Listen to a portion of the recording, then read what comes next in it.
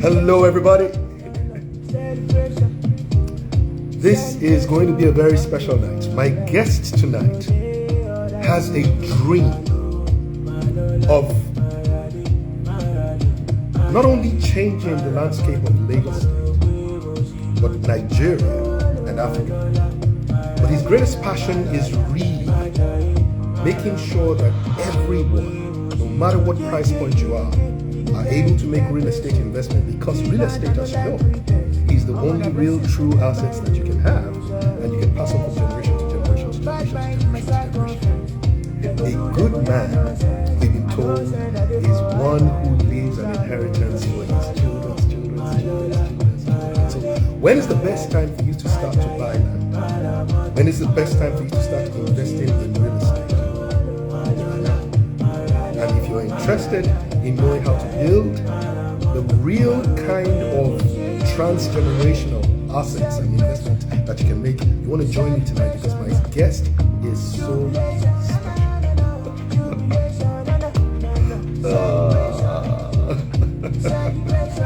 My.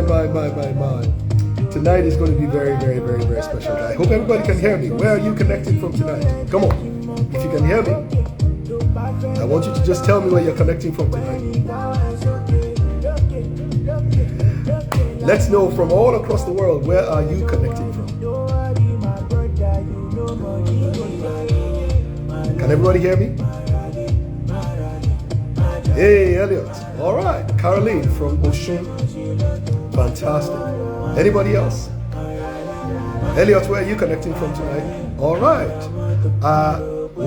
IB Crystals from Abuja. Lovely, lovely, lovely. Okay, I can see Hyacinth from Lagos, Moyo, Glazy, Lance. All right, my guest is in the house. My guest is in the house. Ladies and gentlemen, tonight is all about real assets. It's all about real estate. It's all about building transgenerational wealth. Tonight is about knowing what it takes.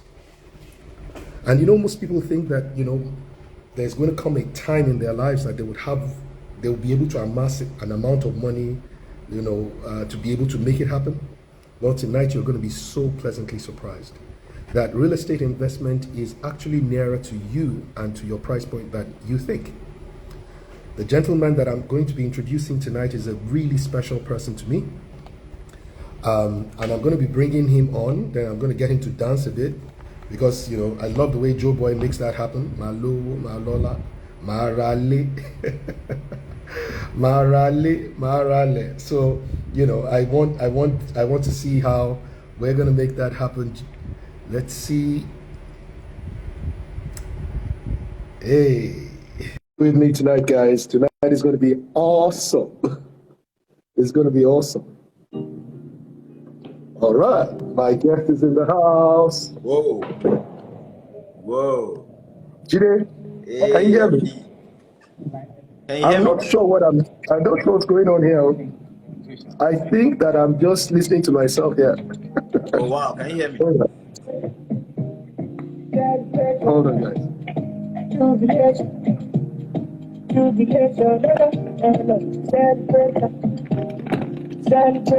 one second.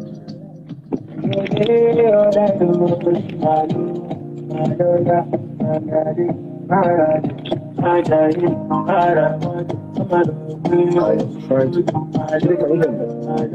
I can hear you. I can hear you.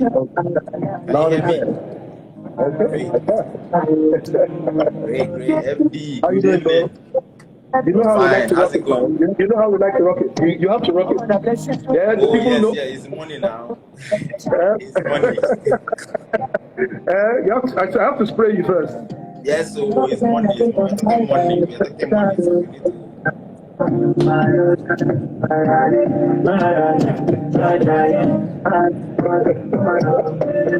to. Amazing. Wow. Jide, it is always a pleasure to have you. I'm sure Yes, that most yes, people yes, know that yes. Thank you for you having and I me. have been on at least, only God knows how many times, and it's ever special, ever, always very, very special to have you. So, Yes, thank you. how are you doing tonight? Very fine, very fine, very fine. We Let's thank see God. who are the people that are connecting with us. Let's say hi to them. Can you help me check there? Come on, guys. Can you Okay. guys just let Jide know who's connecting tonight and just let him feel very welcome? Come on. Yes, I got Moji here. Moji is Moji. dancing. She's dancing. Moji is dancing. Hey. She's getting ready to see a lot of things, you know. Hi, Dexel. Yes, Femi, Abubakar. You guys can say where you're logging in from. So we know that Yes. we are doing this global. Yeah. Oh, I have Q all right. candles in the house. Yes. So Yes. who else is in the house? Trader Kenneth is in. Ayomiju. All right. Ayomiju is in. All right. Yeah, I have Sandra. Lolade. Lolade is my good friend from way back. Yes. The Saint is Wow. in the house. Moji says Emery hi. Rhodes. Fantastic. Hey, Okay, guys. So we my can see Egbon from is here. Enugu. Yay. From Enugu, from Ibadan. Wow, wow, From wow. Cyprus. We have people logging in from all over the world, though. From Cyprus, bro. So tonight Yes. is very special. And I know that everything you have to share with us tonight is Yep. not just about what can happen in Nigeria, but truly what can happen all across the world, right? Yep. So, Jide, I mean, if you don't mind, I would read out your profile. It's a very brief but powerful profile. And then you will tell us a little bit about yourself and your journey, Right. especially the part that is not on the profile. So, Right. Jide Adekola is the co-founder and group managing director of Homework Group. Homework Group is a conglomerate that consists of an architectural practice, a property development company, a facility management company, and a property investment platform, amongst others. So it's almost like a full scale, entire value chain type thing, right? An ecosystem. Ecosystem, right? Jide is a registered architect with over 15 years experience in architecture and the property development space, both in Nigeria and in the United Kingdom. Studying home and abroad, Jide is passionate, and I say truly passionate, about changing the skyline of Lagos and Nigeria as a whole with unique products that stand out, as well as ensuring the entire ecosystem is sustainable with a significant impact on people's lives, the economy, sources of living, and investments. As a member of several boards, he sees himself as an aggregator positioned to help you, and I'm talking about you right now, achieve your real estate potential, no matter who you are or what you have right now in that value chain. Yep. Today, it's just a joy to welcome you again. Yeah, thank you so much, FD. Thank you for having me. Thank you for having me. So tell us a little bit about your journey so far. Who is Jide Adekola, and how has Jide Adekola become this person with such diverse interests, across the value chain of property development and real estate? Yeah. Okay. Thank you, FD, for the opportunity to even have this. So basically, Jide is so I'm from a very humble background. My dad is a professor, but as at the time I was in University of Lagos, it was the deputy vice chancellor of University of Lagos. So we were like growing from an academic background. My older sisters You were know that like, you and I share that together, don't oh you? yes, So oh yes, I grew up on Obafemi Awolowo campus. Both my yes. parents also as professors. Exactly. So there was a lot of discipline. I mean, my mom died when I was 3, so there was a lot of when a professor marries the business person, and everything was just dependent on, when you want to travel, mommy will settle everything. Me, I'm just facing my books, as a professor. So it was a very rude shock for him, and I think that's why we're so close. So he tried to just bring us up to, and I think that's where you begin to understand appreciation for what you have, because we didn't have much, but I could see him grow, to become the best that he is, you know. But one question they always ask me from that conservative background is, how were you able to just bust out? Because it's very difficult, you know, when you have that mindset, you know. So for me, growing up in such an environment, right from secondary school, I had my technical drawing teacher tell my dad, I think in SS2 or so, that look, this guy must read either architecture or mechanical engineering. Being an electrical engineer, he was tending towards the mechanical engineering. But you know, just talking to a couple of people, I found out it was architecture. And I think for me, it was Tell us a little bit about that point. You know, that point where you decided this architecture is it for me. Was there something that happened? Was there someone you spoke with? Was there something you read, you saw? Was there a light bulb moment in the course of what happened? How did you come to architecture? Yeah, so I think early enough. I mean, this is one of, I don't have those stories that I just bumped into a profession. I think I'm one of those that from inception. So I think what happened for me was when I used to do my assignments in secondary school, it was only technical drawing that kept me up all night, and then I get to school the next morning and I don't even it's not like it's a chore or anything. I enjoyed it, you know, and I think that's where it started from. But you know, with the technical drawings, what they do is you draw machines, and when you're supposed to imagine the other sides that you cannot see. Maybe they give you two sides, and you know, machines don't have four similar elevations. So what they do, they give you two, and then they give you the plan and say, figure out what is on the other side. So and that's imagination there. So you have to do a lot of thinking that, oh, if it's looking like this from the top and it's looking like this from the side. So I think that's where it started for me. And, you know, trying to figure it out, you know, that's where you think of something that doesn't exist and begin to. So I think it was when I now started doing the actual mechanical drawings, and then I now did drawings of houses. I now realized that I was more prone to, you know, there was a lot more creativity. You notice mechanical engineering is a bit there's nothing to mechanical engineers, but you know, there was a lot more creativity with architecture, you know. So I just loved. It's so funny how, so my thesis when I left university, I used to go to the bank for my dad at somewhere at Ebute Meta. That was the only thing that allowed me to use a car in school. So I made sure I went to the bank for him. And I always used to pass that. It's so funny, this story, but I always used to pass that Ebute Meta, the current Ebute Meta train station, where they just did the current one. I used to pass the old building through that railway compound. The railway, yes. And as I kept on going there, when it was time for thesis, what I said was that I wanted to build a train station, you know, because the train terminals were not working in Nigeria then. So I actually went to the UK, actually studied with the underground system and went to meet engineers there, and then came back and designed something for that. So you can imagine how it feels for me to see today that they've built an Ebute Meta train. My thesis was actually Ebute Meta train station. Wow. You know, so you can see where I'm, you know, that's just university, you know. So for, do you still have your passion for railway though? Oh yeah. So I've gone on that rail like 6 or 7 times already, just on a trip to, may say, Abeokuta or Ibadan. And it was mainly because I actually went to check terminals back then.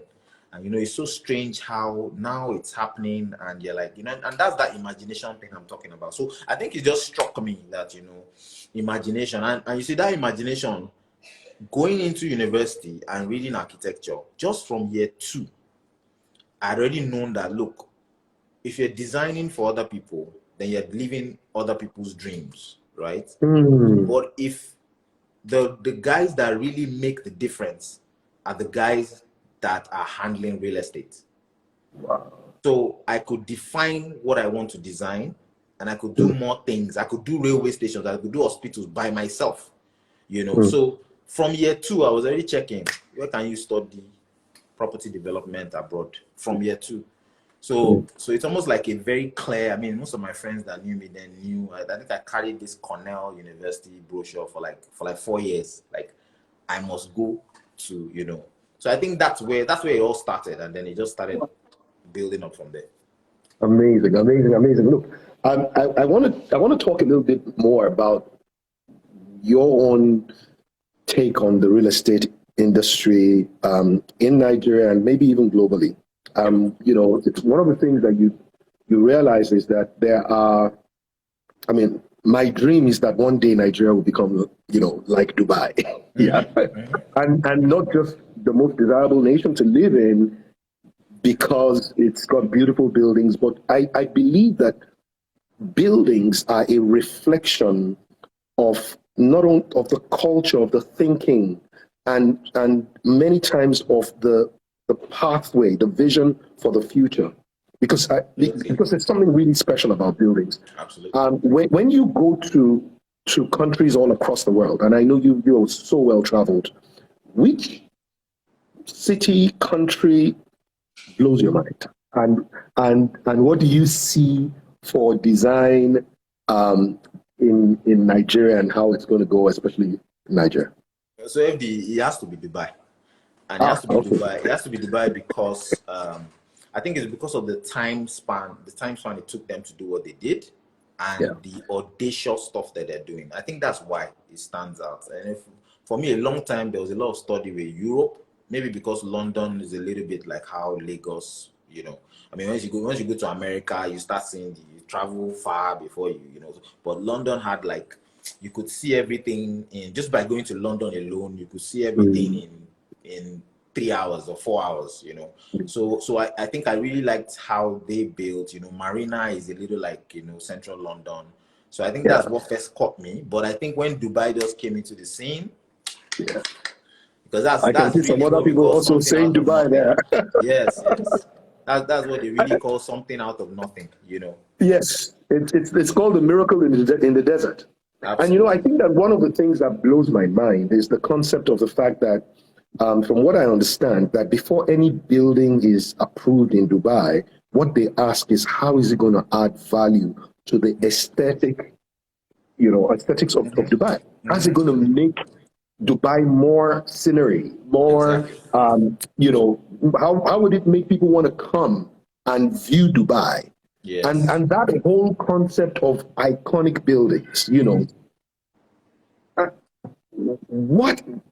why is it that it seems like it's easy for some people to design iconic buildings, and then it's so easy for some people to just design these things that look like boxes out of the 1940s, Yeah. So normally, it's also exposure.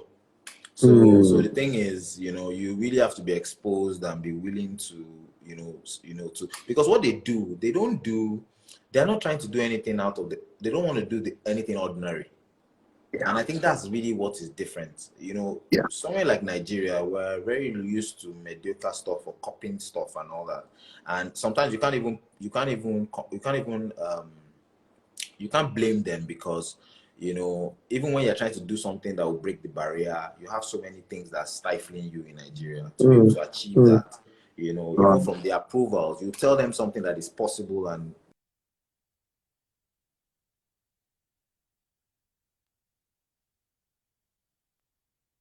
seems like we've got Jide hung up there. Can everybody hear me? Anybody hear me?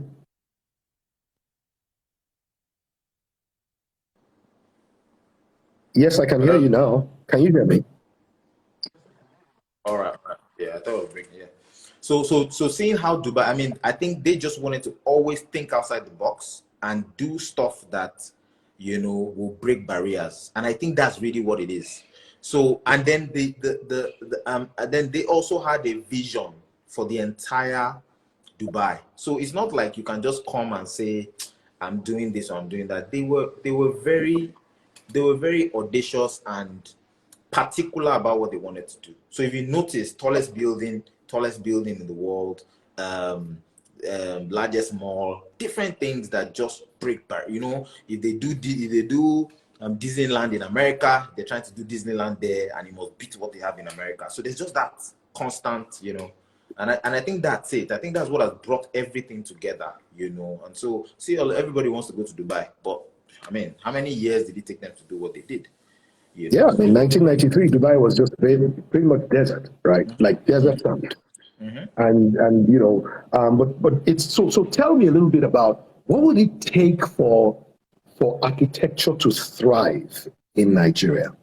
What would it take? Because one of the things that I find most surprising is when I go onto university campuses that have departments of architecture, and I look at the departments that the Department of Architecture is in, and I'm wondering, there must have been at least one project that one student must have designed, apart from all the lecturers, right?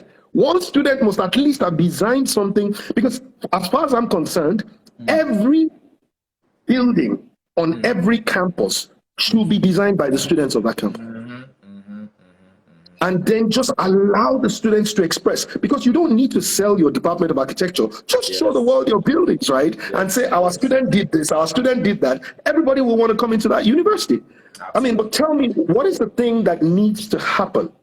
I mean, I know you talked a little bit about vision, but what needs to happen for the skyline of Lagos, Nigeria, Africa to begin to transform? What needs to happen in architectural schools? What needs to happen in the real estate space? So I think things are really changing. I mean, the way you see everything in the world already becoming, as you start hearing of NFTs, you start hearing of fractional ownership. So one of the things I've seen about, first of all, there's already a barrier, mindset barrier. There's a certain generation that is also not even allowing the younger generation try to bust out there and show that. It's funny you mentioned schools. You won't believe that sometimes it's even the actual lecturers that stop you from, in university, in architecture schools, you might have the best person, really, really talented, but just because that lecturer cannot see beyond what they know, and these students have gone out themselves to get that knowledge, and you're now presenting it to a lecturer that doesn't really know what you're showing him. It's just telling you this is impossible. So I think it has started degrading from there. But there's a lot of inclusion and involvement with the new, like someone like me, I'm trying to start even imbibing that to those in school. So when they see that you're supporting such stuff, even at my time, just after my time, I had some guys, I think then it was FM Magic me and partners, FMA himself, now after practicing for years, came and lectured us in Unilag. So what do you want to present to that man that he will say, yes, this is good, So it changed stuff. And I've tried to tell my colleagues that, look, us that have gone into the industry, we are my best classes were the classes that were private practice. And those are the classes done by those lecturers that were practicing. So I think, once we go out there and do what we do, we need to give it back to those that are coming, so that they can understand that they can do it. You have an example to show that I have built this, we have designed this, and you're showing the young ones that, look, I've done, because the truth is, it's a movement. And if all of us are rowing the boat at the same direction, there's nobody that is taking us back. So for me, I think majorly there has to be some kind of movement. So the associations, architects associations, the building associations, we need to be speaking the same voice. That's what's really going to change the industry, and allow these guys that are daring. You have some very young, talented guys, and the truth about it is that they're young, but they might not know how to implement. And it's really the older guys. So it's not as if you're trying to chance the older guys. The older guys have the experience. So if there's a collaboration, what's going to happen is that you will see the older guys teach you how to implement, right? And you see the younger guys coming up with the newer ideas. But now it's almost like, oh, these guys are trying to compete with me. No, I'm not going to allow it. So that's really, I tried to join.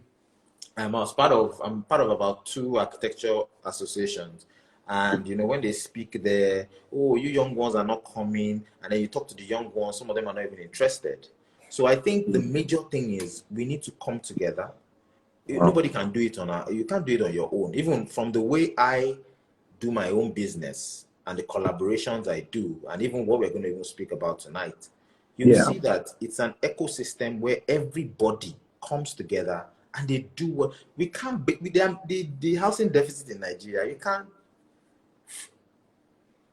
100 developers can't make it happen. 100 developers cannot make it happen. So that just means that we need to, when we see that that's how large the market is and that's how much we can change Nigeria. To be honest, I think there's been a major change in the past 10 years. If you really, really look, you see that some designs, Yeah. even just normal houses, they've been daring to do some things. You know, you drive to places like Pinnock Beach Estate, you drive to places like Banana Island, you go through Ikoyi, you will see that some guys are coming in, you know, and implementation is now happening. So I'm happy about that. I'm happy about that because, you know, it's already showing. It's not going into other states yet, but I believe that, you know, if we keep on churning out this kind of people, I almost have a hub for architects, almost like how we can all come together and just push them and just try and see how do competitions. This competition you are doing. So now that I'm a developer, it's now easy for me to do a competition and tell them that we're going to build this thing that you like. I can go to Unilab now and I can tell them that, you know what, guys, whatever you design, this is a design competition, and whatever you design, we're going to build it. But I probably couldn't have said that if I wasn't a developer. You know, so this is why I need you to tell us a little bit about your story and how your journey has brought you to a place where not only were you, you know, I know you were trained as an architect, but then you now went into real estate development, and now into facility management, and now into property investment. Tell us a little bit about that journey and how that, because there are some people are going to be looking at, you know, it's easy when they think, this one is the child of a billionaire. This one is Tokumbo, came from abroad. This one is our own homegrown. Unilag boy, you know, quarters boy. Tell us a little bit about that journey, especially as it's brought you to the place of real estate investment or property investment, and your dreams for that space now. Tell us about. Okay, so basically, getting off architecture school, I just felt I needed to learn from the best. So I worked with one of the top architectural firms called Adeni Koka. I was there for a while, and I liked it because it's actually exposed me to the best of the best. You know, the best top clients, top. You know, they were breaking barriers at the time, and even still now. You know, so, and kudos to the partners, they threw me to the deep end immediately. So from NYSC, I was already doing stuff that, you know, and it's just, look, go there, if you can do it, if you survive. So it was a place where if you are not good, you can be out of there in 2 months, but it was good too. So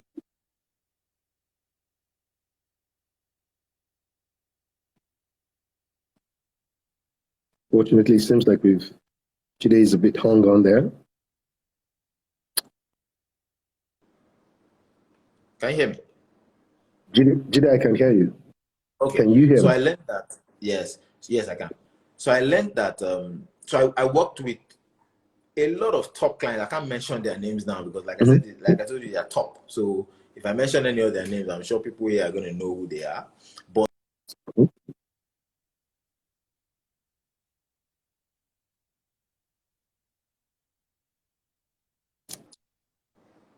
So, Jide, I seem to be having a problem with your connectivity. Can you hear me?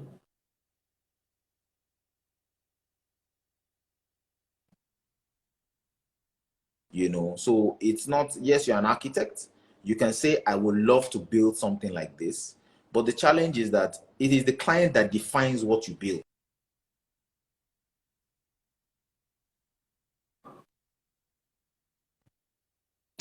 Sorry, can everybody hear me? Just in case, can you please let me know in the section? Can you hear me, guys? I don't know whether it's Jide that is hanging or I'm the one that is hanging. So please let me know if you can hear me.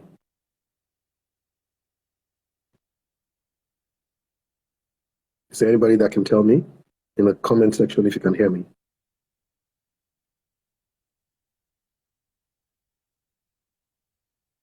Oh, okay. Seems like we've lost Jide out there. Yes, you can. Ajala. Fantastic. Michael. All right. Fantastic. I'm sure we're going to be bringing Jide back in a second. Once Jide gets back in, he'll be joining us. We are talking about real estate and property investment tonight. Jide is an architect, a real estate developer. He owns a facility management company, but more importantly, he has a platform that is designed to help even university students begin to make the level or the kind of investments that they can in real estate now. You've got to hear about this. This is really amazing. So I can't wait to have Jide back on. Jide, if you have joined in, please send me a request. Okay, send me a request, Jide, if you've joined back in. It's tonight is really going to be special, and once again, just to confirm, it seems like Jide is having network issues. Yes, it is. But can anybody just, share with me what is the city that but let me even ask, which building is the building that blows your mind the most? If there's any one building that you've seen that is an architectural masterpiece from anywhere across the world, right? Which building would it be? And tell us which city that building is. If you know that, if it has a name, what's your favorite architectural design building, and tell us where that building is. Okay. Still waiting for Jide to come back in. Jide, if you are in already, just send me a request. Okay. Is anybody hearing me?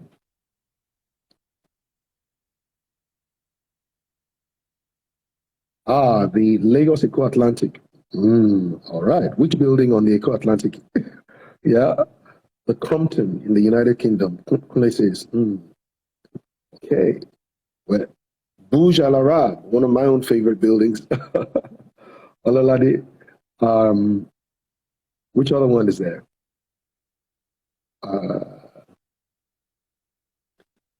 Okay. All right.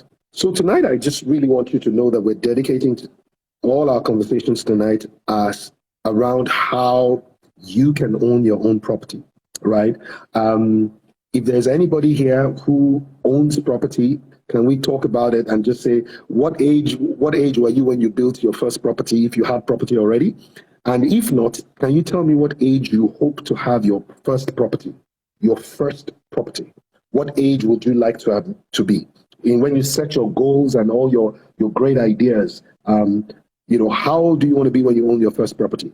And if it is not, if you already own your property, how old were you when you built your first property? So let me know which one it is. Built at, come on guys. We're just waiting for Jide to come up and show up.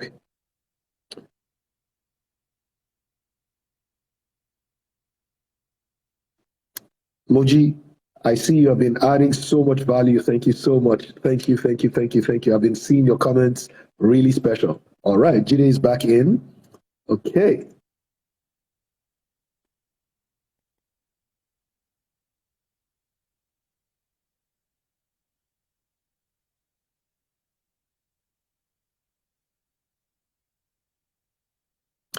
Let's see. I hope that Jide is going to be able to get some stable connectivity. Jide Adekola built your first property at 33. I'm proud of you, bro. I'm proud of you, bro. Yes, we have you back now. I don't know. I was actually still talking, and then I just noticed that it was recording me backwards, kind of. So I just logged out. Sorry about that, guys. We lost you for a while. But you were trying to fast track your conversation around how you got into the property investment space, from architecture into that. And I had asked people to say, especially for those who have property, when did they make or buy or build their own first property? And you can see there at the age of 32, at the age of 29, at the age of 33. And there are very many young investors, young starters here who understand. And, and tonight, Jide is going to be seeing how you can have that property within the next 1 year, maybe 2 years. But it's possible now. Because of the way things are. Moji bought her first property at the age of 35, right? Wow. Let's talk about that as soon as you can. Okay.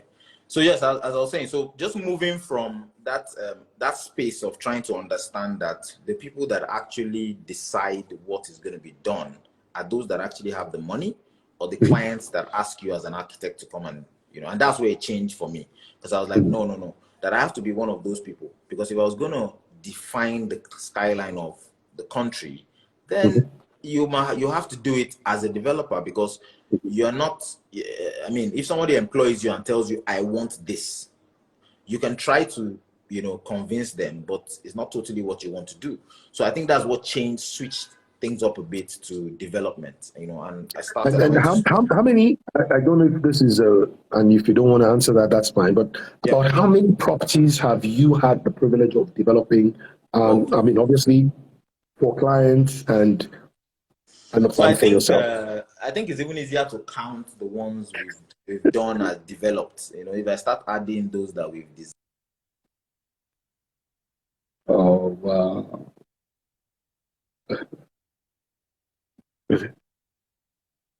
Seems like Jide is hung again. 350 units, thereabouts. But that's Whoa. units that have been done already, and then.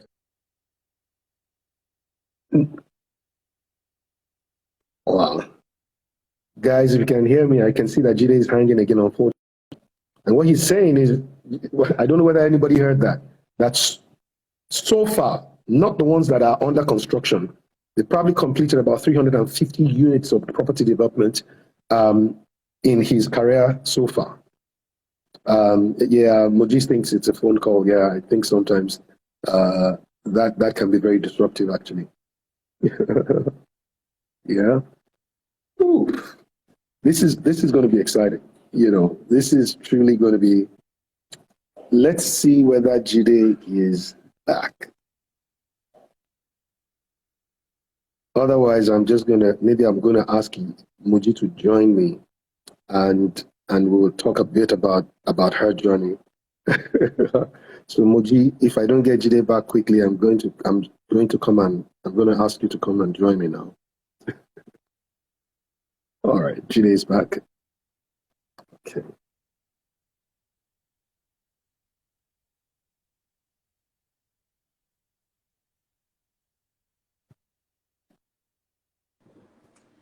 Yeah, FD.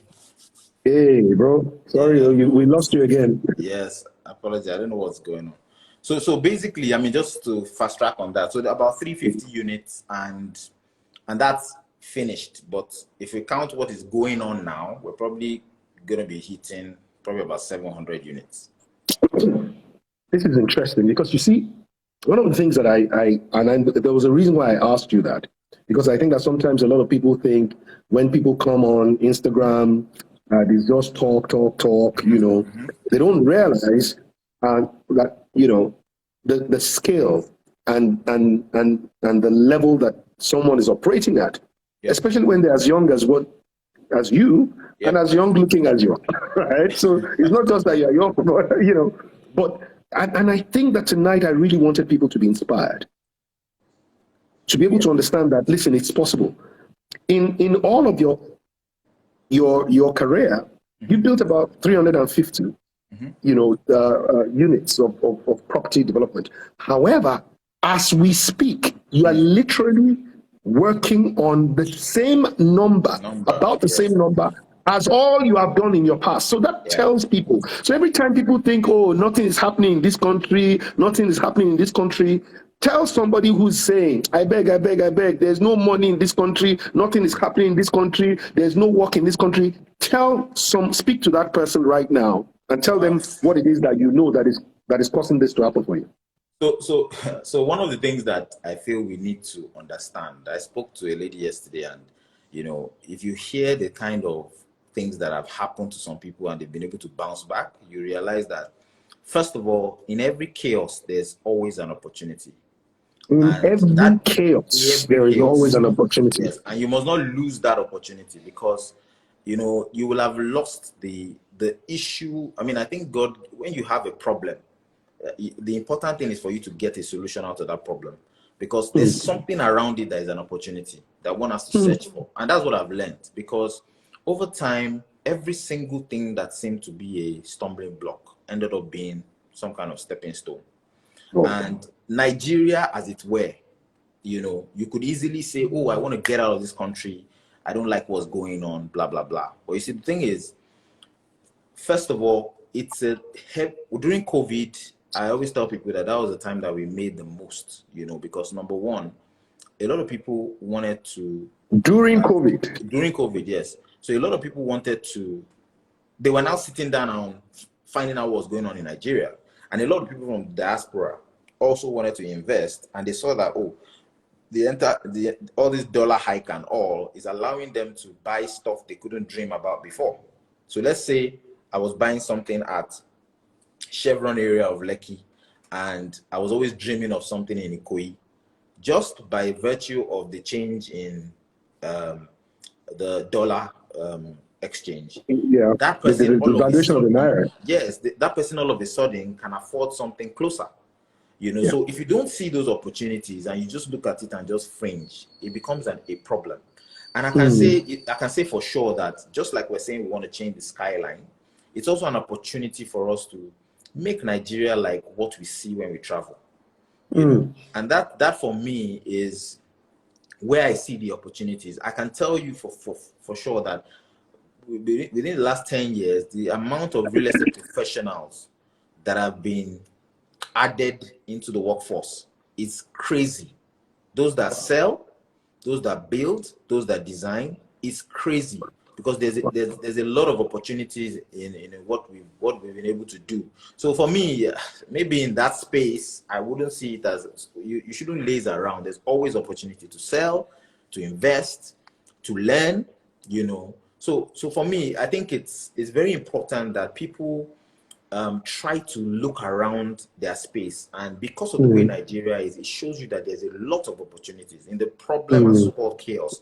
There are a lot of opportunities, and it's for those that are daring enough to take that step, that those are the guys that will gain from it. And I Wow. think that even brings me to what we're doing. So Please and how we talk a little bit about that. yes, Because how I we know a lot of stumbled on people it. are going to say, yeah, but it's easy for you to say there's a lot of, in a way, filthy money around, stolen money around, the political dirty dollars around. But there is clean money. Yep. There is diaspora money that is coming that is not. People have to understand that it's one thing for you to look at what is obvious to everybody. It's another thing for you to see Exactly. is property development only for the rich, and I don't even think even the famous self sometimes can qualify for it. Yes. But tell me, has property development become something that is affordable to anybody who's watching now? Okay, so property development from time till now has always been something looked at as something that the rich can only buy or the rich can only purchase. But with the advent of creative designs of maybe 1 bed, 2 bed units, a lot of younger people have been able to come into that space. But most importantly, investment in particular is what I am even more. So you see the rich get richer. Somebody that has 100, 200, 500 million can go into a project and sell in Banana Island and make more money, turn it into billions. So that leaves those guys that cannot pass that level to be, Yeah. they don't have an opportunity. So for me, I build there, but I actually have more passion for the ones I build for those that are having their first houses. They're just I have more passion for that. So even though I'm there, being an architect, I always look at it as it's almost like Robin Hood, where you're trying to make profit from there and try to help these guys. But the thing for me is, which is what took us to this whole Revest platform. We realized that so the guys that are even trying to invest and the banks, they are the ones that are coming in using what we know, relying on what we've learned, and then using it to leverage and get more money off us as developers. And I felt that, look, why can't we lower the barrier? What is wrong with us bringing people together to purchase and to bringing people that are not that buoyant to be able to earn from real estate? And so what we did was, look, over the time, so everything I talk about is stemming out of experience. So over time, I did a couple of developments over, I think, the last 3 years. And when I was doing it, I realized that the people that came in to buy from me in the beginning, so I'll give an example. So there are places where I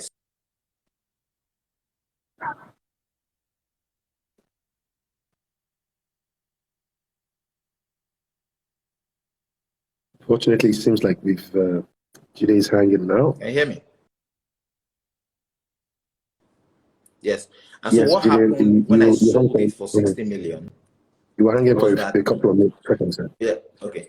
And what happened when I sold it for 60 million was I sold it No, off no, no, no, plan. no, no, no. We didn't hear what you sold And for 60 when we million, so go you to have the to start end, back. okay. So I did a couple of development like 3 or 4 years ago. And when I started doing it, I sold it for say maybe 60 million off plan. And when we finished the development 12 months down the line, we got people buying the units off. So they came and they loved it, but I had finished selling. They loved it and people were coming to buy it for 80, 90 million. So I was like, I looked at the difference. I said, was even me? I didn't get that now.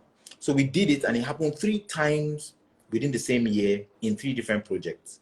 You know, there was one that was 90 and we sold when we finished for 140, 160. So it just dawned on me that look, there's an And opportunity most here. people don't realize that by that time, the developer has already cashed out at He has 90. cashed out and That when moved you are on. buying at 140, that Yes. is up when it's, that already And at that time, he's actually is the cashed investor down. that has made it. It's actually cashed down. So it's not maybe the person is dropping it off plan as you build. So it was even annoying to me, but that's what I said, FD, about opportunities. Another person will look at that and just get angry or say, oh, well, that's what it is. But we said, look, there is an opportunity in that gap. So why can't we get people to gather and buy that 90 million property? Get 10 people to buy it 90 million from you, or get 20 people to buy that and divide it into So one day I went to Kenya to check out something. We have a job. So this thing has taken us to people people in diaspora in Liberia, calling us to come and build for them in Liberia. So I just got down from the car. I saw a lot of market women. They looked like market women, and they were almost 150. And they were in front of a building, and they were really so happy and all, and they were trying to inspect. So I now stopped the car and I asked them, and they said that these women contributed. So it's like a market contributing monthly, and they built this maybe set of 60 apartments. They were so happy because they jointly put their money together. And these are women that on a normal day cannot say they are buying a flat of that size or building condos of that size. But the excitement in them showed that there's little, say 500,000 or 600,000 equivalent that has been put together to be able to build this. Even if they have a fraction of a flat, they were just happy that we were able to do this. And it dawned on me that no. First of all, you can imagine how they feel, being that they did this. That first hit me. And then the second thing is now there's some kind of leverage in terms of revenue generation for them or wealth creation for them. And that's what brought about the idea of Revest. So the idea for me is, look, So tell us a little bit because I know you mentioned the Revest in the course of so what is Revest? Okay. So Revest is a platform that we created out of this opportunity I spoke about, and it's supposed to help us lower the barrier to entry for real estate investment. So it's not just the banks, it's not just the rich guys that can come into real estate. What we've done is, just like I explained, the unit that went for 90 million or 60 million, you're bringing 60 people, you're bringing 100 people, you're bringing 50 people to buy that unit off you off plan. And it allows you to finish the project faster. And just like people come to rush it at the end, what happens is that when they come and rush it and they buy it, it's shared amongst all these guys that have. I'm sorry, bro. Sorry, can you hear me? So I'll just Yes, keep I can going. hear Let me you. put on the generator. Yeah. Yeah. So it's shared amongst all these guys that have all the guys that you've split the money among. So at the end of the day, what you have at the end of the day is that you have different people now earning from the price increase. So the most important thing about this is that at the end of the day, and you can do this in the more, so when I say 90 million, you have probably 5 units going for that same 90 million. So at the end of the day, what's happening is you are getting far more people to get involved in investment. And by getting involved in investment, you have, someone can bring as low as 500,000 naira. and you are adding them together. Now, it's not like you are co-investing to make money from rent. Within those 12 months to 14 months, you're actually making that capital. There's actually that capital appreciation, and you gain from it. Yes. Yeah. So the key thing there is that you're now allowing. So the bank, on a normal day, if I was doing this, the bank will have come and given me some money and said, Jide, 27%, 30%. I will hold your collateral. I will do this. I will do that. You know, or a big man will come and say, I have 90 million. Sell it for me for this amount. You know. But now for me, it's now, and the good thing about it is it's tangible. So as you drop the money, you can see what you can see it. Yes. So imagine, and it's so strange because even when we were trying to build this platform, the limit was 500K. But you see, we had people come, even the guys that were designing it from us were from a university, and they said, look, can't you do something that is as low as 33,000 or 50,000? I first looked at them, I was like, guys, what do you mean? Then they said, we're over 7,000. And I was like, so I now found a small project. 7,000 students at 33,000 naira. Yeah. So I now found a very small project. I said, look, okay, you guys go ahead. I would even give you guys the project. Just make sure that let's see whether you can get the guys. And you can imagine students. And what hit me was that it's the culture for me. Like the fact that these students would have had this culture, and over time, they now understand that they can, instead of just saving money in the bank, you can put money into something that you will see. So you're seeing it when they get to first floor, you're seeing it when it gets to second floor, you're seeing it when it gets to fourth floor, and you don't even know about these things. So you can say that, I was in NYSC and I was part of this big project in Lekki Phase 1, you know. And what happens is that if you're not selling it as wealth creation, what happens is that sometimes they might not even need to take the money back. When they see it and they get it, they just go into the next project, because we're going to continuously have those projects rolling, you know. So as we speak, we're currently finishing some flats in Ebute Meta, about 18 flats or 19 flats, and this was solely funded with this Revest structure. So what has happened is you have a set of guys that bought all the units off plan. We're selling it almost 45% more. Wow. And that, in fact, all the guys there have come and said, look, what are you doing next?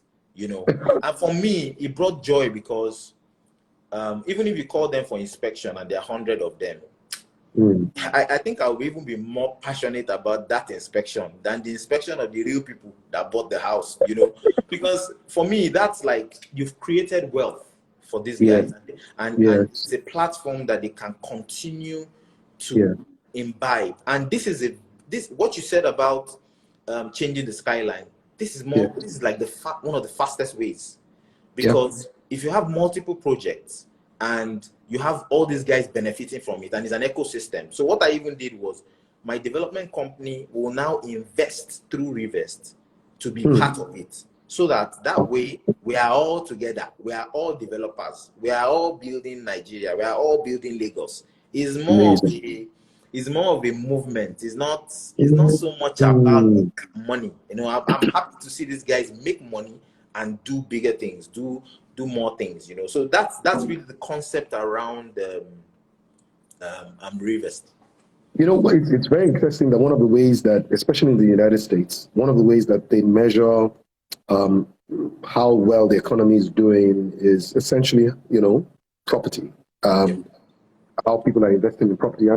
And what most people may not know was that concept started hundreds of years ago, when one of the presidents of the United States had said that, you know, first of all, most people sometimes don't know that the US literally came out of people who are running away from the United Kingdom, right? Who didn't want to have, and I celebrate the Platinum Jubilee and all of that, but they didn't want to submit themselves to the, you know, the monarchy, and they were called Republicans, and they literally left the United Kingdom and wanted to be in charge of their own lives. They didn't want to be the ones that were servants to the landlords and all of those kind of things. And one of the things that they said was that you never really feel like you're a citizen of a country as long as you don't have landed property. or Absolutely. land and property in that place. Yes, yes, yes. And Jide, maybe I know that your dream is for the ordinary person to be able to get involved in real estate. But what I want you to know is that you are doing something that is even bigger than because you are giving people a reason to belong, a Yeah. reason to feel like this is, this is mine and this is amazing. So tell me something just so that we can get this right. Who is Revest for in your mind? When you say who is your ideal type of person for Revest? Okay, so I wish I had some of those there, but we actually broke it down and we said, look, there are different cadre of people. We looked at what the economy is saying. We looked at what people are earning, and we said, look, let's pick out the guys that are from 33,000 that can afford to put down 33,000 between 33,000 and say 500K, and we put them in a slot and say, this is for you. 33,000 to 500,000. To 500,000, yes. We pick another one set. time, or do they have? Are they one paying? time. One time. So if you want to do multiple, you can do multiple. And if you decide that you want to now have it as a savings culture from like a salary, you can decide to now say, okay, I am aiming for, say, 500K, but I can only drop this every month up until like the 5th or 6th month, Wow. and that helps you to raise the 500K. But the slot is 500K. That's it. So outside that, you now have the ones that are from $1 million to 5 million. So that's a different cadre. And this is like, those that can bring out 1 million and know that they can put 1 million aside for a year and come back in a year. Don't forget that there's periodic updates, and come back in a year and then see that at the end of the day, you are able to, and this is purchase. This is like you purchasing. So you're it's not buying like the building. Yes, you're not You're dropping not paying. money to This say, is not because a lot of people are listening and thinking, "What's he say? That what that the 500K?" No, you are buying part of a building. Yeah, just imagine you're buying a square meter of a house, and you own it for a year. So it's basically, we own this for a year, but by the time we sell it, and then when you sell it off, exactly. So at the end of the day, what happens? So you have that cadre, then you have the guys that are from 5 million to 10 million. So it's just breaking it down to your regular banker, your regular worker, your market woman, your cooperatives where you have maybe teachers associations. Those people that they just want to put money aside and they want to know is doing something for them. So for us, we've tried to look at regulations and all that, and we've been able to put it under a cooperative, which is one of the most important things you have to do when you're doing something like that. And currently, as we speak, we're shooting on SEC approval, which is about to also come out, because there's a certain number you're going to hit. First of all, where we are going to, it's important that we go with that regulation because it's going to be massive. So we already know that that's the vision. So even if we're saying you are buying a unit, or you're buying 10 people are buying 1 unit, it's as good as me dividing a unit into rooms and saying buy the rooms, and you're going to own it temporarily until we sell the rooms. That's cheap. That's really what it is. So at the end of the day, when people have that culture, which is where I'm going, you can now decide to do things like, oh, we want to contribute and build an entire estate and sell the estate after we finished. And you guys are part, it's Revest that built it, it's you guys that built it, and you automatically, by virtue of just even investing, you're automatically a member of that cooperative. So what happens is that you are getting information, you're getting tidbits on what's going on, and for me, like I said, it's a movement. It's not Mr. Jide trying to make billions. No, that's not what it is. It is a movement. This is how we can be in Lagos already. As I speak, even me just sharing the idea in Nigeria, it's already happening with the guys in Liberia. So they're about. I'm going next month, and there are about 4 people already in the diaspora that want to do something like this. So right now it is Nigerians building Nigeria, Liberians building Liberia, Ghanaians building Ghana. So it's just regular people putting money together, and they are part of a big thing. So that's really what it is. So this regular person, me, is asking, what next? I'm interested. I want to make this happen. I'm speaking. Fedi, how do I make it happen? You're not a regular person. You did look at me now. Yes. 2 eyes, 2 ears.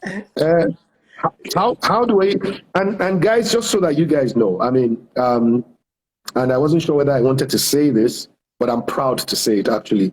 I am on the board, or I'm on Jide's board, and the reason why I would put my name and all of my integrity behind this is not for a penny that I would be paid off any other than any investment that I've made. But it's just because I see a dream come true, where Nigerians will build Nigeria. And because we are able to do it at the level that we are at, that the Nigeria things will change in such an instant that people will be wondering, how did they build it? Guys, this is nation building in practical form. This is not waiting for any government to come and build you 20,000 houses or 20,000 units or whatever it is in 4 years. This is Nigerians building Nigeria at the place where they are, owning it and investing and making it happen at everybody's level. This is the reason. And because I also know Jide, I have watched him, I have studied him, I have seen the level of integrity that he has. And it's the only reason why I've chose to be a part of what Jide is doing and to, in a sense, put not only everything I can to support his vision. So, guys, I just want you to know that, you know, this is not a fly-by-night. This is truly an amazing, this is nation building. Thank you, Stephen. This is nation building. Jide is a nation builder. So tell me, for anybody who wants to be a part of it, what's the next step that they need to go through? Yes, so it's easy just to make it. I mean, there's a platform already, but you know, you probably need someone to curate this and tell you about it. So I'll just say they can DM me or DM at Revest NG, and you know, a team will get to you and just talk you through the entire process and show you what it's about. But so let's just put those handles out again, please. Can somebody help me type at Revest, REVEST, at Revest NG, REVESTNG, at Revest NG. All right, help me put it out in the as many people as can, please. Now Makosi is asking, do your investors have to be Nigerians? Oh no. Currently, as I speak with you, in fact, I know what is probably going to happen is you're going to get people outside Nigeria that would invest. That's why Nigerians have to wake up, because people from outside Nigeria might make money from this and you'll just be there, because it's already something that is going. I'll explain something about fractional ownership that I've learned that is already going on outside Nigeria. And fractional ownership is basically what we're talking about. It's just that with fractional ownership, you own it for life, or you can own it till you sell at a later date. But we're making the owning it for a short term, because you don't want to join too many people together that don't know each other. You know, you just want to consolidate it for a year and turn it around. Even though there are others like co-ownership where you begin to earn from it. But I was speaking to somebody that had a private jet in Nigeria, and he owned 30% of the private jet. So this thing is already in Nigeria, because you have 4 people owning the private. They don't know each other, but they have 40 hours in a month to use it, and they can say that they are owners of it. They have that bragging rights, you know. So fractional ownership is something that is already happening around the world. Yes. Interestingly, I mean, there is fractional ownership of hotels. Yes. Right. I mean, even in Dubai, you know, and houses, of course, even in, you know, so a lot of times fractional ownership is almost like the future of real estate investment, because you don't have to own it. I mean, you own a house somewhere in Florida, why go and buy a house there and own it and lock it up for 12 months when you can just be a part of it and sometimes just get to use it when you want to? Yes. But in this particular instance, what you're really showing us is the ability for us to not just buy, but to be able to in a way trade with it, invest, and then within a year to 18 months, you are already able to divest, and you get your money back at much better than anything that government bonds or any kind of fixed deposit can give you. Yes, and the important thing about it is that it also allows you to diversify and share your risk. So as opposed to going to one unit and buying one unit from somebody, You can And then you are split that waiting until one amount. day somebody comes to buy Yes, it. yes. So you split that amount into different different parts of Lagos. What we're doing in Lekki, what we're doing in GRA, where you can just split it out, and you gain from all of that. So you can't lose out. So it helps you to just spread your risk as well. So that's Wow. to me, I think that's one of the. So the first thing that anybody, I was going to say something that I don't know whether you've heard this before, but they say the difference between the wise, and I will not say the other one, but what they said was the wise and the foolish. Yep. They say whenever the wise don't understand, they take it as an invitation to ask and learn. Whenever the foolish don't understand, they take it as a wool over their eyes and they say, I beg you, they don't come again. Yes, yes. So what happens is that anything that people who don't get it, there are only two reactions. There are the people who would say, what is he saying? And they will say, I want to learn more. And then there are the people who are going to say, what's he saying? I beg you. Well, I know that the wise are going to ask. And so if somebody wanted to know more about this, they say, Yes. listen, what this guy is saying is interesting. I don't fully understand it. Yep. But what do they need to do? Okay, so I think it's just the DM. Once we have a website, Revest.estate, but I wouldn't advise, because of the fact that it's property. We have a team at Revest.ng. So if you go to the Instagram handle and you DM, they get on you immediately. You just so just tell me again, is that at Revest.ng or at Revest.ng? At Revest.ng, okay. And they can also send me a private DM, because I can get immediately. I can All get. Right. So if you're going to send a private DM, they should send it to at Jide Adekola, right? Yes, please, yes. So once they do that, the team will get to them immediately and try to explain, because we understand that because it's not new, but because it takes a lot of explanation, we feel that it's important for the customer care guys to give you that roadmap and show you existing properties that it has happened with, so you see it from the start to the finish. And if you also go on Revest Edge also has most of the information there, and there's an explainer video that will be sent to you immediately that explains exactly how it works. So we'll walk you through the entire process before anything happens, so that you understand. And one important thing is that all these projects are going concern, so they are not just a proposal; they are already being built as we speak. So it's not like maybe theory. They are not a dream. They are not theory. So it's something that immediately you tap in. Oh, I like this location. I like this. And it just makes you understand the process, because it's a going concern. So nobody's coming to tell you that, oh, we could easily go to the bank, just like we've done in the past. We've done investors. We can do all of that. It's not like it's a difficult thing. Revest has, not Revest, but Homework, which is the architectural company, has already done more than 350 development, properties at some point in time or the other. So we're not talking about a novice that is a young guy that has a smart idea, a bright idea, but he has never done it before. He's looking for, because I would never put my own hard-earned name that it's taken me 51 years to build the quality of name that God has given me. If I don't have anything, I have name. That's my name. Yes. To put it behind someone is the biggest thing I can ever give. Yes. And so for anybody who's doubting and saying, my own is to say, there's nothing wrong with you doubting. Even doubting Thomas said, Jesus still came back because of him. If there's something you don't understand, all you have to do is go and ask. If after you ask and based on your understanding, you're not comfortable, that's when you say, this is not for me. Absolutely.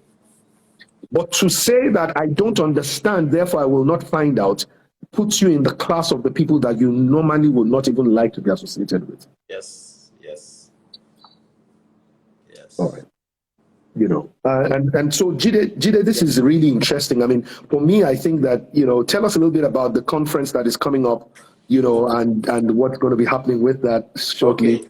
So we wanted to, in fact, it's something that we had planned to set off, speaking about tech and what is happening in the investment space. So we have mortgage banks, we have conversations going on around this entire investment and real estate thing. But most importantly, it's going to be a conference that also spins off to tech. So you've never really seen tech and property. And even when you see prop tech, when you see people talking about prop tech, we are even going well into proper tech. So people are speaking from, credible companies that have tried to do, startups, that we all know. And the idea behind it is for people to understand how all of this is changing. Because when people were telling people then to invest in Microsoft and invest in Apple, I'm sure people were like, "What is this?" Yeah. So we want those people to, we want this people of this new generation to come in and start looking at it. So people are going to talk about real estate. There'll be a section for real estate. There'll be a section for the banks. There'll be a section for the financial institutions. But most importantly, tech. And the idea behind this is that we really want to unveil Revest as a movement. So basically, the whole idea is everything we're going to be explaining to you individually, we're now doing it at a larger scale. In fact, right now, we have cooperatives already asking us to come in and have talks with them, because cooperatives already have the numbers. So they're already saying, and they already have contributions. But they don't even know what to use the contributions for. So this is somebody just giving you a guide. So at the end of the day, a cooperative can take a whole the entire estate and say, well, so let's see what happens when we sell. So the idea is we just want to bring people together just to educate them about what's going on and how things are going to change. This is the future. It's not, the truth is that the future banks are going to be some tech startups. Because it is now the culture of saving has changed. The culture of savings has changed. You're not just putting money in a bank where they're giving you. I don't even know if everybody does savings for interest anymore, because the interest is so tiny. But now you can actually save that same money somewhere else, and you can actually you see something tangible, and you can actually work with it. So that's what we want to do at the conference. It will be announced. I mean, once you follow Revest NG, it will be announced there. I'll also be announcing it on my own page as well. And then most of what we're going to do going from there will be showing us what is going on with the ongoing projects. Okay, my son Stephen Ogbolu is in the US, and he's asking, will it be streamed live for those who are not in Nigeria? Oh yes, definitely. Okay, so guys, if you have any questions, for Jide Adekola, this is a good place for you to be able to ask them. If you have any ideas around, practical questions, not hypothetical questions, questions that can help you get informed and help you take a decision, whether now or later. So I want to open the floor and just have you guys ask as many quick questions as you can. As this is, one person asked, I think it was Ruth, do you have investment properties in Abuja? Oh, not yet. We're trying to, because we understand Lagos so much, we're trying to make sure that, don't forget that this is the investment part. So we're probably going to enter Abuja to develop. I've developed in Abuja already, but we want to enter Abuja and develop and see how the market is. Because you need to understand those that are buying. But we understand the Lekki, Ikoyi, VI, mainland, Lagos mainland market. So that's why we won't want you to bring your money into something that is not, So that's why we're trying to make sure that you're not comfortable. Yes, even Abuja now is a bit volatile. No, not everybody's buying houses at the moment, So I think after all the politicians are done what they have done, but let's not go there. Let's not go there.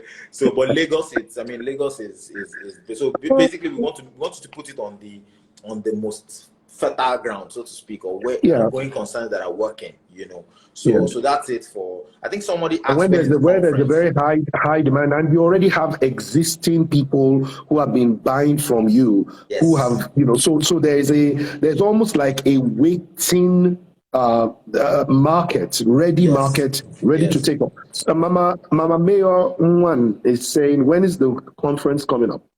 So we'll announce the date, but it's in July. We'll announce the date. We're having some mini talks before then. So if you follow us on Revest NG, you're going to see everything, and we'll announce it officially, when the date is going to happen. But there are going to be a little bit of tidbits before then, webinars, because we feel it's the explanation that is more important, So yes, I think somebody asked, can I invest from the UK? Yes, you can. We not only have representatives in the UK and the US for development itself, but the same guys are the guys that are also helping us to gather information on Revest as well. So we can always get you in contact with them, and you can also contact directly. We'll get you Lovely. in contact with them. So all they need to do is send a DM to at Jide Adekola or at Revest NG. Yes. Okay, Revest is REVESTNG, right? Yes. One word. Okay. Glory is asking, how do I invest? I know you said that, but maybe Glory wasn't in at that time. So let's just do a quick recap again. How do I invest and what are the options? Okay, so Glory. And then if I can just do this, our Queen John Lewis says, how much is the minimum investment? Okay, so basically what we've done is we've created into slots. We've tried to do a research on people, on Nigerians, and seeing how, I mean, those that really want to participate but cannot. So what we've done is that we have a category that is from 33,000, 100,000, 500,000. They're smaller projects, but they're also, you know, lucrative. So what happens is that, and then you have the ones from 1 million to 5 million, and you have the ones from 5 million upwards. So what we do is you are actually going to have a project. So it's a project in a location that is already being built. We will give you information on what is going for now. We'll give you information on the projected price. So what's going to happen is they would explain how many slots we have left, and then we'll now sell the slots to you. You get a certificate, and you get what we call an offer letter, as though you bought a full house, but it's showing you that you bought that portion. And for credibility, you can actually provide information like title documents and all of that. So you.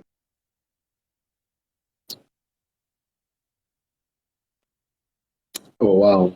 And I know Jide is going to be back shortly.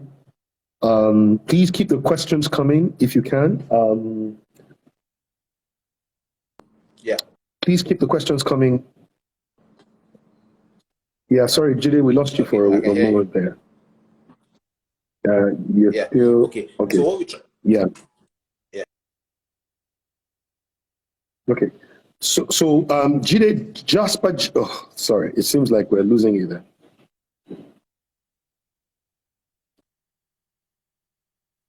Hello, Jide. Can you hear us? Guys, please keep your questions coming. I'm scrolling through just so that we can answer as many questions tonight. But whilst you remember, if you have any questions, you want to talk to somebody, all you need to do is send a DM to Revest NG, REVESTNG, REVESTNG, or you can also send to Jide Adekola. All right, Jasper J, I'm about to ask Jide if Revest can help invest for the staff of your company. I would just let him. I want you to hear it from his mouth in itself. Okay. Butterbun, yes. Jide had answered this question a little earlier, but it's yes, it is possible for you to invest from the UK. Let me see who else is out there. Let's see. Is there any other question up? Okay. Please send a DM to at Jide Adekola or at Revest NG. Okay, let me see whether Jide is back. One of the things I would like you to do, if you can, is please follow Jide Adekola and follow Revest NG. And what happens is that when you follow Jide or you follow Revest NG, Jide Adekola and Revest NG, you get to have more information, right? You can go onto the page, you can go and look at the things that they've done. You can do your research. One of the things Warren Buffett says is, don't ever put your money into anything you don't understand how value is created. Here you can see value being created out of a building, right? But if you don't understand it, don't do it yet. The only difference is that when you don't understand, you seek to understand. Okay? One of the first laws of Stephen Covey. Seek first to understand and then be understood later, right? So everything that looks like you don't get it is an invitation for you to learn about it. It's not an invitation for you to run away or walk away. That is not what wise people do. Okay, one of the reasons why very few people seem to, when they talk about, the 1% of the world owns the 99% of the world's wealth. in a way, and it keeps getting smaller. It's not even 1% anymore. It's a fraction of a 1%. And the idea is very simple. The 1% of the world, the top 1% of the world, when they don't understand, they ask why. Yep.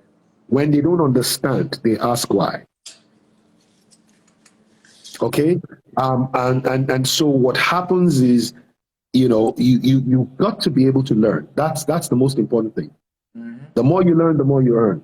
It's just that simple, right? Okay, Revest NG, thank you guys, thank you everybody for putting that out. Stephen Obolu says, this is so amazing, well done, Jide. This is a practical nation building in practical form, and I'm grateful you're doing something about the nation. God bless you, and please keep the fire burning. God bless you, Stephen. Stephen is my son from the US. He's doing incredible stuff. Stephen is actually also coming to Nigeria, and he's getting married. Wow. I'll soon be a grandpa now, one Stephen's children, and he has a project that he's literally building a university in Nigeria. Guys, look, the people that are close to me, you guys know, anybody that is close to me is doing something amazing. Yeah. I don't have anybody that is not doing anything great that is close to me. I can testify to that. All right. Glory says, how can I get more information about this? Glory, please follow at Revest NG, follow at Jide Adekola, and then send the DM. That's what it's going to be. Benita asks, what's the kind of return on investment we're looking at? Okay, what happens is that it hovers around 25% to as high as 33%. But the truth is that what we try to do is to ensure that we call it under promise with those figures, because the truth is, in some cases, you might be able to do as high as 40% because you're going to be informed about the sale. So it's not like you don't know what's going on. You're going to be involved. You're going to be informed as we take it up when we are selling it. You're going to be involved with that. It's almost like you're selling something yourself, So at the end of the day, what you see out of it can end up being more. But because it's kind of like regulated, we need to be able to promise you something, So we know that it cannot do less than that amount. All right, fantastic. Someone asked about a referral program. So yes, we're taking it to a next level once we start to get. So once you're part of it, you have the opportunity to also refer people. And when you refer people, you can either load it up at slots, just the way you sell a house and you get a percentage. That's the same way you can refer people and you can get that percentage, or load it up as a wallet until you get a whole slot, So that's one of the things that you can do with a referral. Right. And again, if for any reason or the other there's something that you didn't understand in the way that the answer was, please remember the question the wise ask is why or how. Okay, those are two very important questions. And so what you need to do is to follow Revest, follow Jide Adekola, and if you're following already, just let me know. Like, guys, let me even just begin to hail the guys. If you're following Jide right now or following Revest, and then you're going to send a DM, remember, gone were the days when you would say that I need to have a particular amount of money to be able to invest in real estate. Absolutely. Maybe people don't know. The first phone that I bought was in the year 2000. I think it was 2000 or 2001. It was an intercellular phone.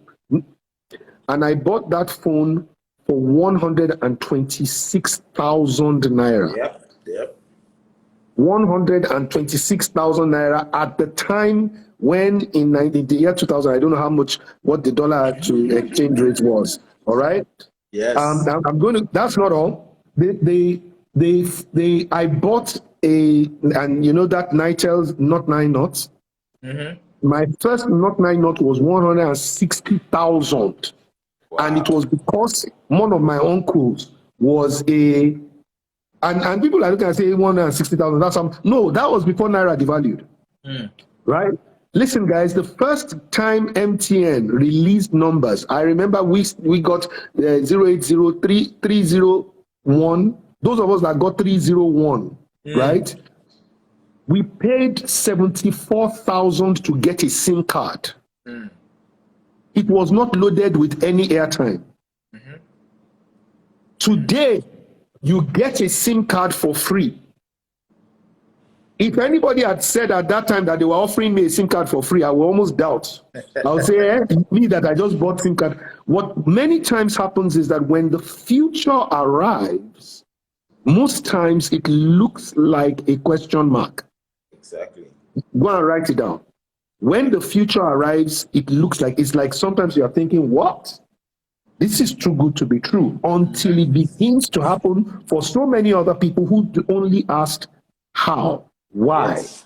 the key questions they were asking. And then it becomes normal for everybody, and then everybody begins to say, Vicky Glue says, do you have a specific number of slots to be sold out right now?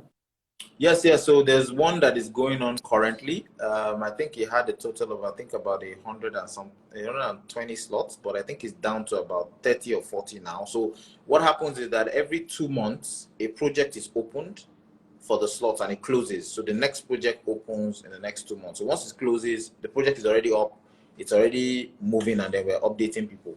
So again, once you start talking to us, we just give you information on the ongoing projects, and then it's just easy, right. very, very easy. Yeah. How will it help says, how is this different from timeshares? So I mean, it's pretty much timeshares I mean, it's pretty much, I would say it's the same thing, but because we are now talking about an investment where you put your money in, and then when you sell it, you put it out. You can decide not to even come back again, but I doubt if that will happen.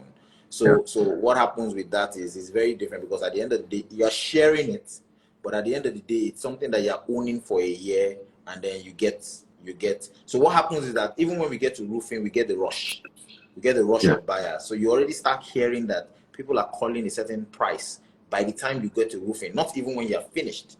So I'll tell you something funny. I have some people that are invested as single, like one person buying the whole unit, and he didn't even finish paying, and he got offers to buy before the project ended, and this guy made money off it.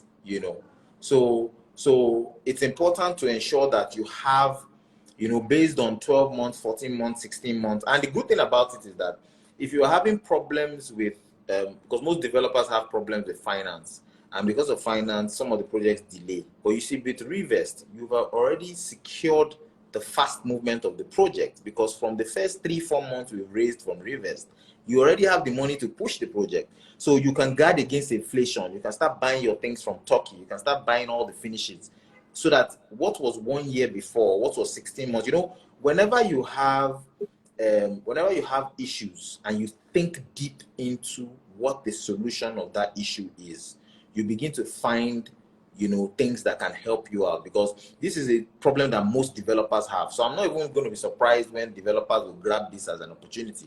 But the good thing is you have to have integrity, and you have to be able to deliver. And again, your mindset. Say it again. No. Yes. The key, the master key is integrity. It's integrity. The master key. What is driving Jide Adekola is not the wealth part. Listen, it's easier for him to do this with the people, the big boys, who they put their money down. It's a simple transaction. It's easy. One person, own it, sell it. We've done so many of that, right? Yeah. Yeah. But his passion is to see how will the ordinary person get a part of this. How do they become, investors in real estate at the amount? It's not like you are having to save until, no, you can use what you have now. And integrity is everything. It's the only reason why I decided to be a part of, Jide's board, and why I decided to say it. Because it's one thing for me to be a part of his board, but hide it, because I'm not sure about this guy. Mama Mayor says FD has never deceived me before, so I will do this by holding FD responsible. You see what I got at stake now? Yes. That name, that my name is the only thing that I have. That's my greatest asset. Yes. Right? And the truth about it is I do not lend that name to anybody anyhow.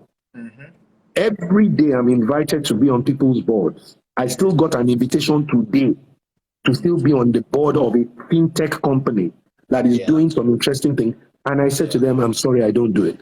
If I don't know the person, if I can't vouch for the person, if I Yes. can't be there to say, listen, if so I just want you to know, Mama Mayor, yeah, if you want to, I am backing this, and this is what I'm doing. This is what I'm doing, and I'm proud of what Jide is doing because it is nation building, pretty much.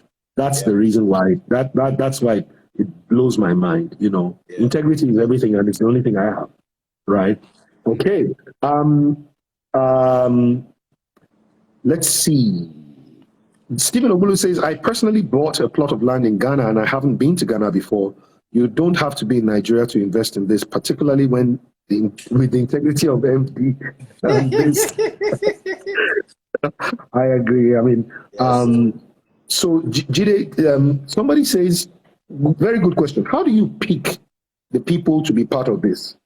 I So mean, with so much, and I know we didn't want to go there, but with so much dollars floating all around the place, yes.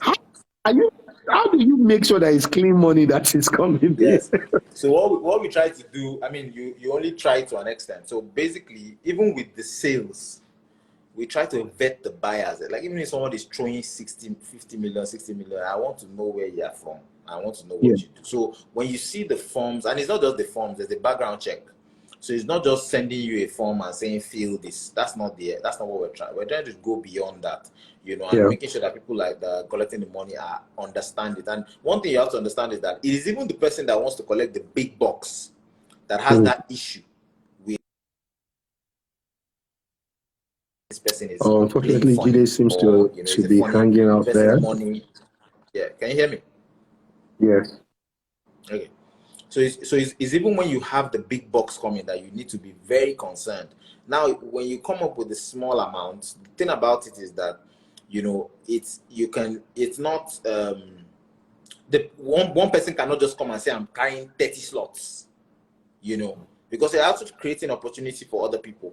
So what we're doing with that is that we have a system to check those that are buying, where they work, what do they do, and you notice that I mentioned something about cooperatives. That's where you can even verify and ensure that these people are in a cluster that you can verify and ensure that it's done properly. But for us, we're very careful about that, and that's why we make sure that it's per slot. So some people cannot do more than a certain number of slots within a project. So that way, I mean, why would somebody using dirty money try to do 500,000, and that's all he's doing? Do you understand? So it's easier to check on that. So I have already dealt with areas where you can get this type of money because I already do development and sell high amounts, So we already do that vetting from that level. So now imagine when we're doing it at this level as well. Amazing, Jide. Just so that we know, I mean, again, Jide, if you don't mind, I know some people have just joined us in the last 5, 10, 15 minutes. They're hearing us answer questions. Just to put it in context again, we've been talking about a real estate property investment platform called Revest. Jide Adekola is the group managing director of Homework Group, which is the group that owns not only an architectural firm, but also a property, a real estate development company,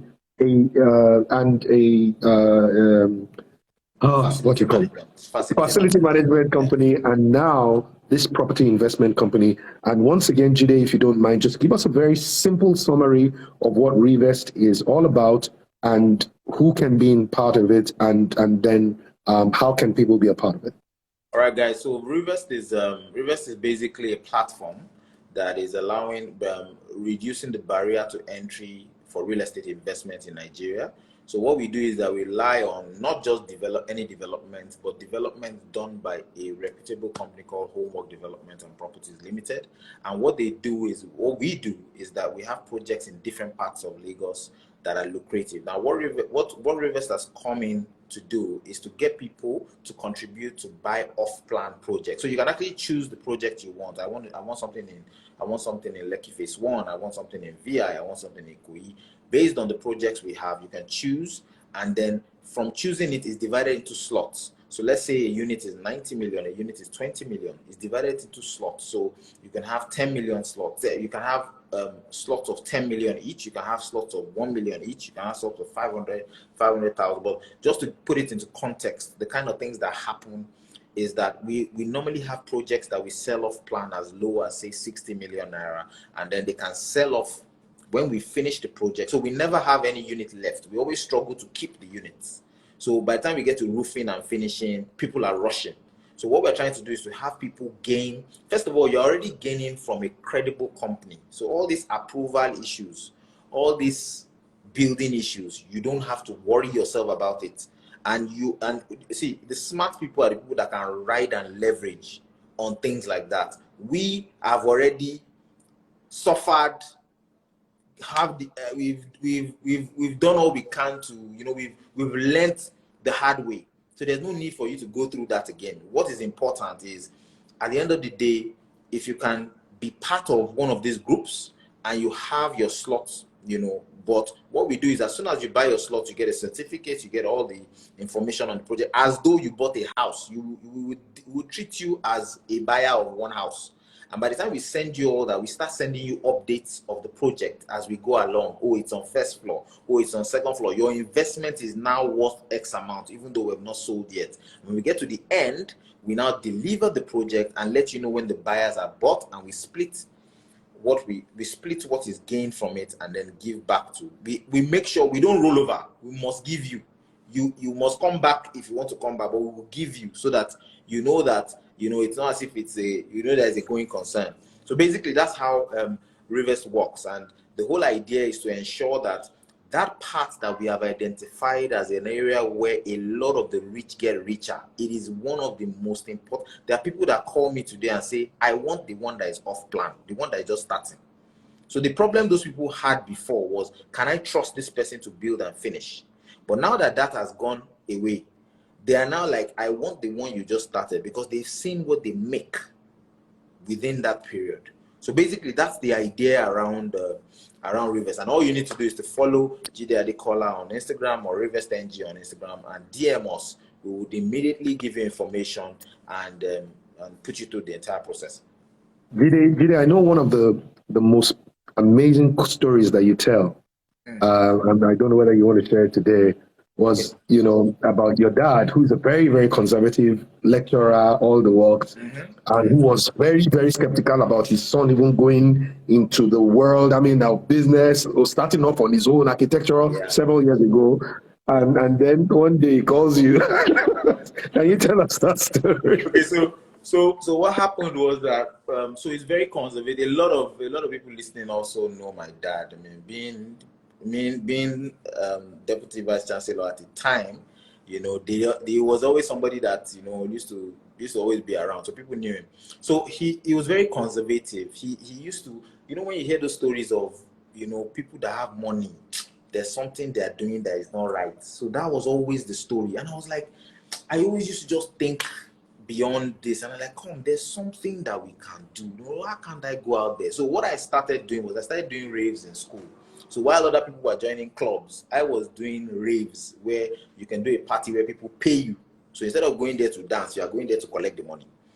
And he used to look at me and say, what's this guy doing? So one day when I left school and I was trying to just explore, I was living in one of his compounds, and I had done a big fish pond, what's it called, in his compound. And this is somebody that is like, you can't, he thinks that you are, even my sisters were like, no, you can't try that kind of thing. No, daddy is not going to, But he came in there one day after these fish, I'm talking about 5,000 large catfishes, and they were already big, and maybe like 20 ponds.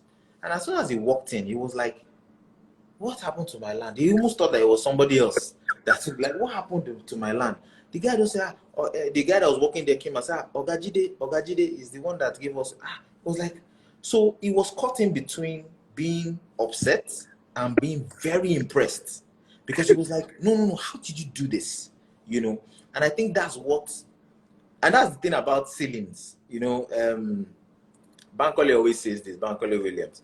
He always says that, your limiting beliefs. And you see these things happen from when we are small. It happens from when you so they always ask me and say, how did you break through that?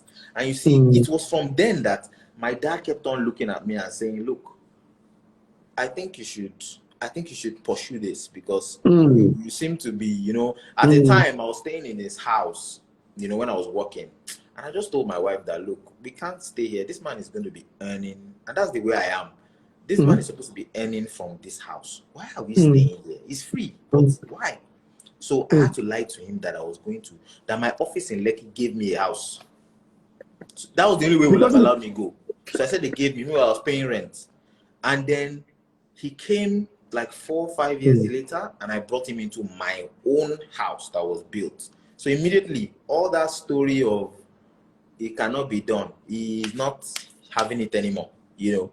And that just shows you how we can just limit ourselves for a very long time. You know, we can just limit ourselves if we don't try. If we don't try and break that barrier, if we don't try to see what we can do better, you know, it's just, you know, it's an amazing story. My guys, majority of my guys know the story because he always talks about it every time we come around it. Wow, Jide, it's been an amazing time hanging with you tonight. You know, I'm sure that it can take maybe just another 5 minutes of any other questions, but bottom line is just to say, guys, most people have never seen me do what I have done tonight, where I will come and I will put my name behind a vision and a project and something. Because you know, and I know that's one of the things I protect the most.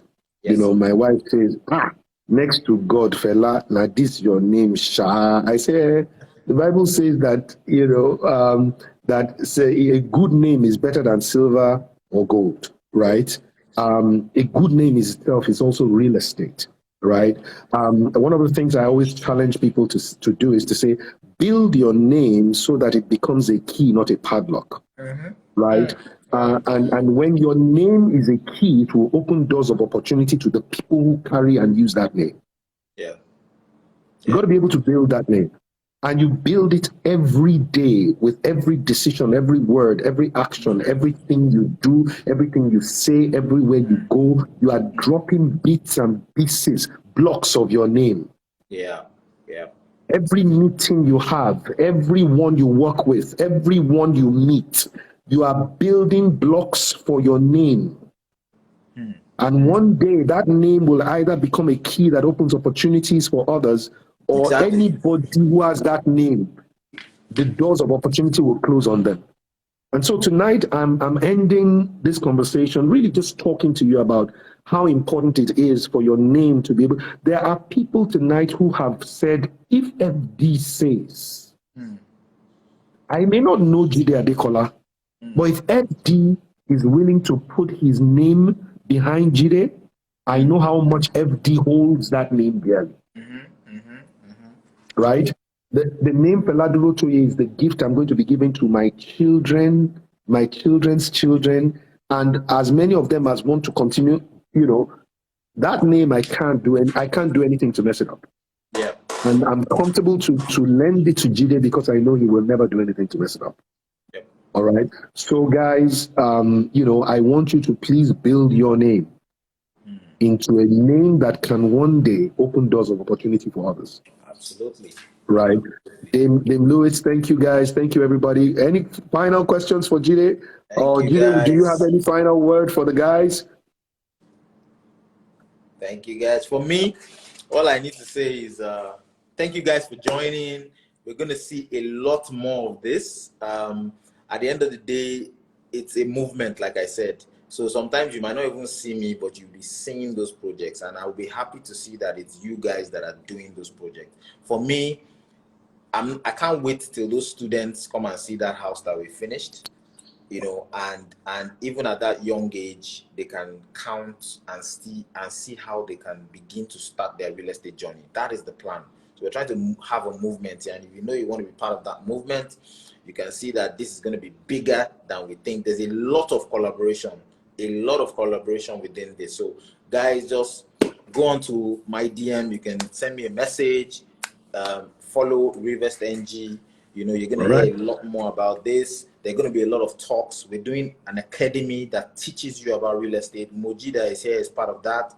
We're going to be teaching you about real estate for free, not because we don't want to make any money, but majorly because we want you to learn and understand what this is about. So guys, ensure that you do the needful. Don't let them tell you what happened. I'm telling you that if you live in Lagos, there's no way you're not going to know or see one of our projects somewhere, somehow. But this is the future. And guys, let's not miss out on the future.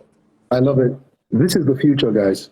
This is the future. We're standing on the cusp of something that maybe in another 10 years, it will become so common that people will be saying, oh, I own 100 properties simply because you have 40,000 in 100 places. Exactly. And that's 4 million. Exactly. Right? And then FD, I forgot to say, which is very important. So with a model like this, you can look at yourself in 5 years and say, you know what, I want to build what I have with Revest. I want to build it up until I can own a house. And guess what? What you put in compared to what you eventually will get might be half of the money. Because I have already, these things I'm talking about, I've already done them with individual clients. I didn't know that this was going to happen. There was a friend of mine that started somewhere in Chevron and said, look, my dream is in 5 years, I want to be in Banana Island. And I looked at him and I said, you know what? Let's start from this small project. We'll buy it. You buy it cheap, you sell it, you move to the next one. You buy it cheap, you sell it, you move. So that's how I carried him and handheld him up until he got to a property that is worth 380 million naira. And guess what? Over the past 5 to 7 years, this guy had not dropped up to maybe 150 or 200 million. So that has gained him that much in a 5-year period. It's already happening with 2 or 3 other friends that are moving from a 2-bed and saying, okay, can I do this? So it's just a way of you, real wealth creation. This is not, so because of that, they're like, you're doing it for these guys. You can do it for other people with smaller amounts going up, So that's basically, there are a lot more stories about this that we can sit down and, let people know about what's going on. All right. Thank you so much, Jide. And to everybody who's out there, again, please, don't be scared of asking questions. Don't ever walk away with a question in your mind. Walk away with a decision in your mind. I'm going to say that again. Don't ever walk away with a question in your mind. Walk away with a decision in your mind. Every time there's a question is an invitation to learn. Yeah. That's why your mind is asking a question. When anything you don't understand, ask. After you have understood it, you can decide that it is not for you. But don't walk away because you don't understand. Don't walk away with a question in your mind. Walk away with a decision in your mind. Okay, I want everybody to remember that. Yep. In my organization, in my family, you are not allowed to say I don't know for more than 5 minutes. It is forbidden. Everything you don't know is an opportunity for you to learn. Yeah. So the moment somebody says, I don't know, they will say, oh, I'm sorry, Dad. I'm sorry, Dad. I don't mean that. I meant I will come back to you in the next 5 minutes. I said, so what are you going to do right now? My sons will say, oh, I'm going to Google it. Tara says that Google is Fela's friend. I say, yes. There are 2 G's I have in my life, like they don't fail me. Now, the first one is God. God never fails me. The second one is Google. Okay? Because God gives me revelation and Google gives me information. Right? So I have come to learn that Google is the Solomon of our time. Exactly. There's almost nothing that I cannot learn if I'm willing to humble myself enough to ask. Please note that. There's nothing you cannot learn if you're willing to humble yourself enough to ask. Pride is the ability to walk away with a question in your mind as though it does not matter. The answer is the wealth that the rich hold or the wise hold. Answers. Yes. Answer. The greatest investment you can make in life is a question. Go in search of answers. When you get the answers, you can decide whether it's for you or it's not for you. So what am I saying? Follow Revest NG right now. Make sure, don't say that you will do it later. Again, procrastination, as you know, they say is the disease of those who live in a time that will never happen. The word later, the first four letters of the word later is late. It's always too late if you decide to do it later. I'm going to be saving this video. So what you want to do is you want to be able to share this video with somebody else who you also know is inquisitive. He's going to say, okay, let's go and check these guys out. Okay, if Fela Durotoye is putting his name behind it, okay, whether we know Fela, we don't know Fela, it's another thing. But go and check out. Go and say, listen, what's the Revest about? What has homework done? Which properties have homework, done before in the past? Who is Jide Adekola? Follow him. Check him. Send him a DM. See whether he responds to you. Send Revest a DM. See whether they respond. See how they respond. Talk to somebody. See what. Nobody's asking you to throw your money into anything. I'm asking you to find out. I'm asking you to follow up. I'm asking you to ask the right questions. And then I'm asking you to take a decision and act on your decision. All right? So it's been a pleasure having you, Jide. It's been a pleasure, everybody out there. God bless you guys. God bless you, bless you, bless you. Thank you, guys. Have a nice evening, Jide. Thank you so much. Thank you so much. Good night. Okay.